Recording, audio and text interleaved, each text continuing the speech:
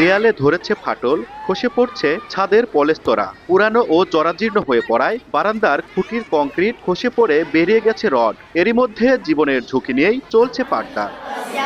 আজকে আপনাদের ক্লাস শুরু হচ্ছে। 1973 সালে পাবনার সাঁথিয়া উপজেলার ভুলবাড়িয়া এলাকায় প্রতিষ্ঠিত হয় ভুলবাড়িয়া উচ্চ বিদ্যালয়টি। পরবর্তীতে 1980 সালে একতলা বিশিষ্ট একটি ভবন তৈরি করা হয়। সেই ভবনটি এখন ঝুঁকিপূর্ণ।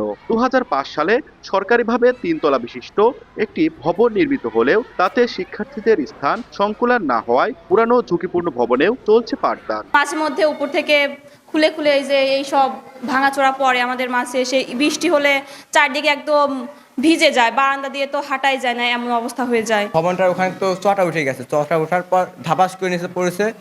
আমরা সামনে 2-1 জন আছে আর সবাই বাইরে, তো ওরা তো ভয় পাইছে যে আসলে এমনভাবে পড়ছে, ওটা যদি কারো মাথায় পড়তো। এখানে যখন আমরা বসি অনেক জায়গা থেকে দেখা যায় অনেক শব্দ আসতেছে, তো উপর থেকে অনেক কিছুই পড়ে। এখন এই বিদ্যালয়টা নতুন করে উপস্থিত হোক, তাহলে আমাদের ভালো হয়। বিদ্যালয়ের যে ভবনটা আছে এই ভবনটা অত্যন্ত ঝুঁকিপূর্ণ।